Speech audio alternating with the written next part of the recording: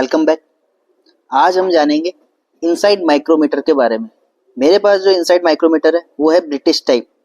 That means ये inch में measurement करेगा। इनसाइड माइक्रोमीटर का यूज किस लिए करते हैं हम? जो इंटरनल डायमेंशन होती है, जैसे कि ये एक राउंड जॉब है, सर्कुलर जॉब है, इसकी आईडी अगर मुझे इंटरनल डायमीटर मेजरमेंट करना है उसके लिए मैं इनसाइड माइक्रोमीटर काम में लूंगा। इस तरह का कोई जॉब है जिसमें इंटरनल स्लॉट कटा हुआ है तो इस स्लॉट की जो डिस्टेंस होती है उसको मेजरमेंट में इनसाइड माइक्रोमीटर से करूंगा। तो इस लेक्चर में हम मेजरमेंट करना सीखेंगे कि इनसाइड माइक्रोमीटर का लीस्ट काउंट कितना होता है, किस तरीके से उसका मेजरमेंट किया जाता है, किस तरीके से कैलकुलेशन करते हैं और किस तरीके से इसकी एसेसरीज का यूज किया जाता है, किस तरीके से इस अटैचमेंट को जोड़ के मेजरमेंट लिया जाता है। जैसा कि आपको दिख रहा है, ये है हमारा इनसाइड माइक्रोमीटर। इनसाइड माइक्रोमीटर हम काम में क्यों लेते हैं? इनसाइड का जैसे आप अगर वर्ड से इसे समझना चाहोगे तो इनसाइड मतलब आंतरिक। फॉर एग्जांपल जैसे कि ये एक पाइप है, आपको इसके आईडी का मेजरमेंट लेना है, तो आपको इनसाइड माइक्रोमीटर काम में लेना पड़ेगा। इसी तरीके से इस तरीके का अगर कोई शेप का जॉब है, सपोज कीजिए ये एक जॉब है जिसमें इस तरीके से स्लॉट कटा हुआ है और आपको ये पता लगाना है कि इसकी जो इंटरनल डिस्टेंस है दोनों सरफेस की कितनी है, तो फिर आपको इनसाइड माइक्रोमीटर काम में लेना पड़ेगा। ठीक है, तो मैं ये बोल सकता हूँ, जैसे कि आपको समझ ही गए होंगे कि माइक्रोमीटर दो टाइप के होते हैं। एक तो आउटसाइड होता है, आउटसाइड आपने काम में लिया हुआ होगा, जो कि बाहरी रूप से ओडी का या फिर बाहरी सरफेस से मेजरमेंट जो होता है उसको मेजरमेंट करता है, सिर्फ बाहरी सरफेस के लिए होता है।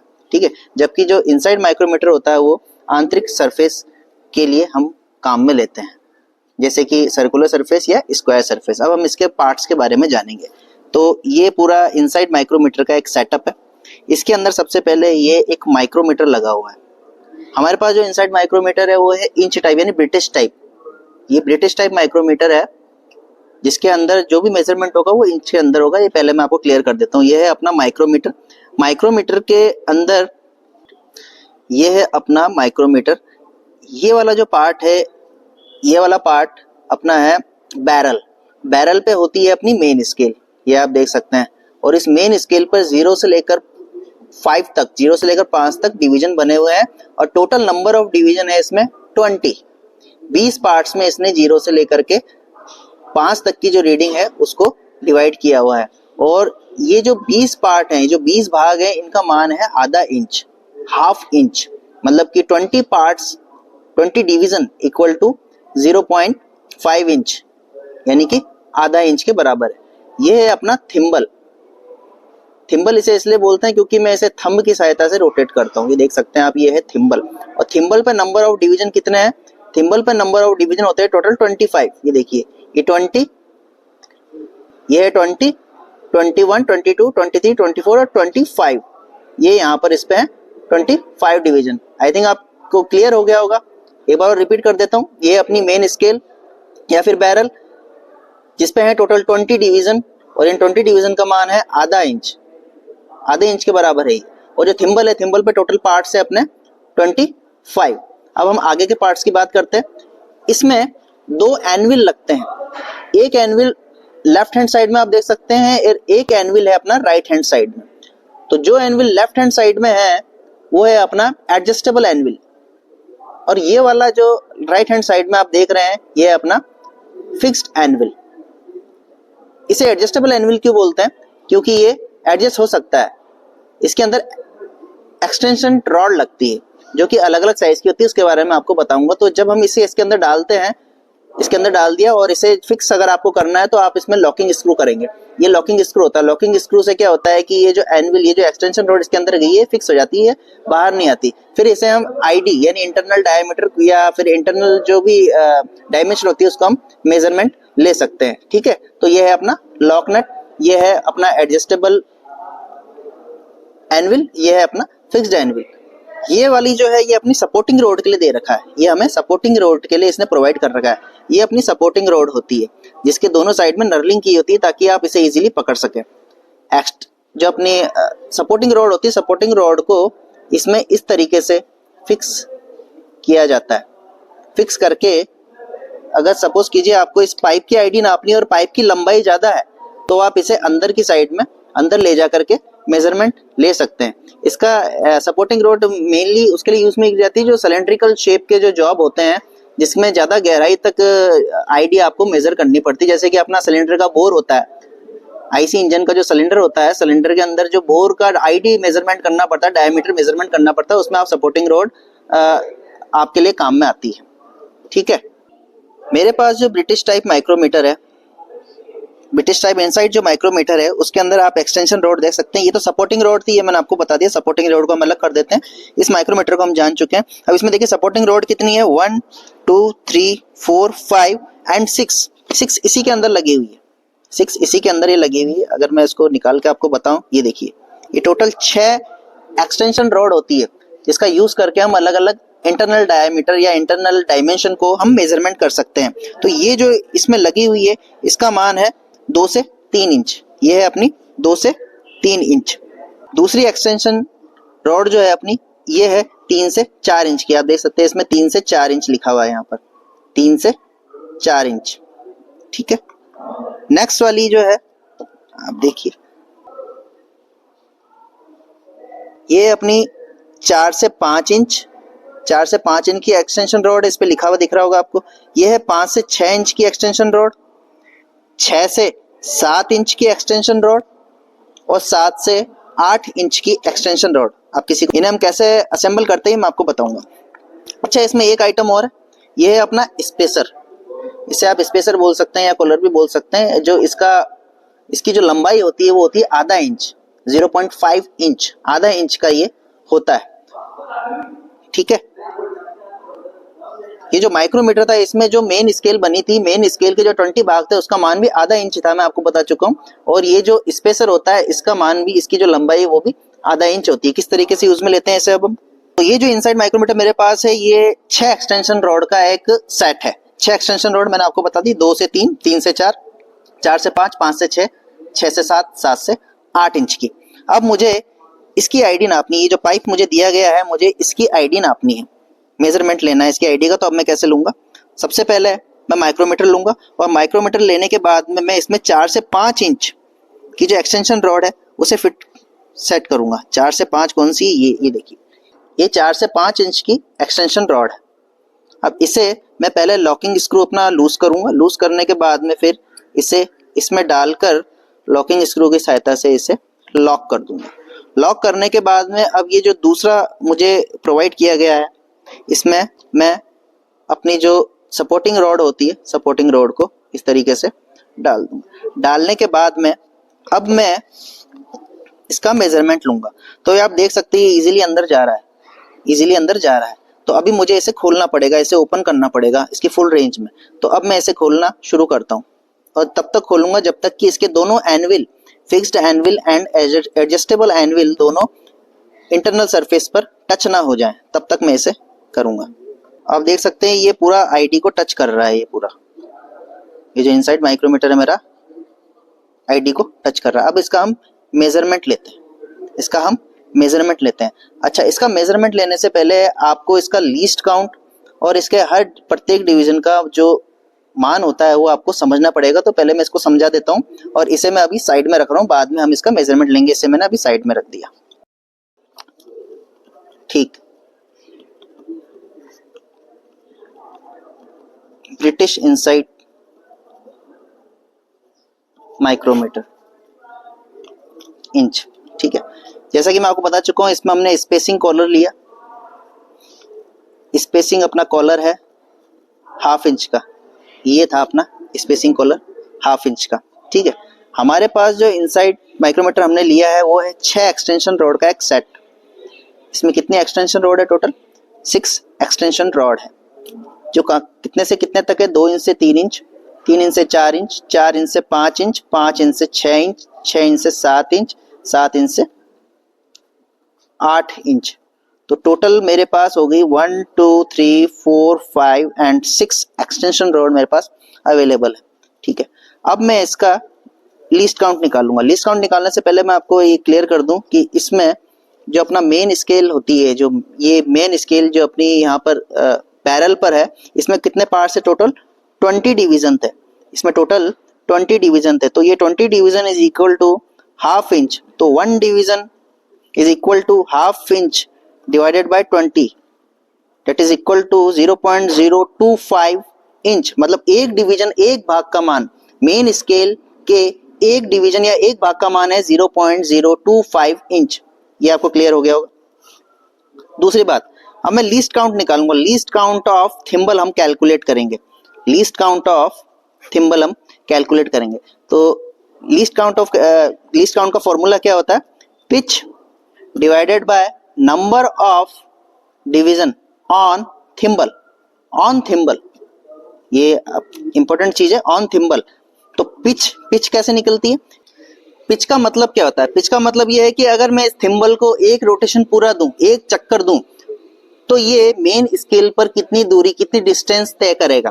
तो थिम्बल को मैं अब एक रोटेशन पूरा दे रहा हूं, आप देख सकते हैं जीरो पे है अभी, ये मेन स्केल की लाइन और थिम्बल की जीरो लाइन दोनों एक दूसरे पे कोइंसाइड कर रही है। अब मैंने इसे एक रोटेशन पूरा दिया, 5, 10, 15, 20, 25 एंड 0। तो आप देख सकते हैं कि ये मेन स्केल पर या बैरल की मेन स्केल पर एक डिवीजन आगे मूव किया है, सिर्फ एक डिवीजन आगे बढ़ा है।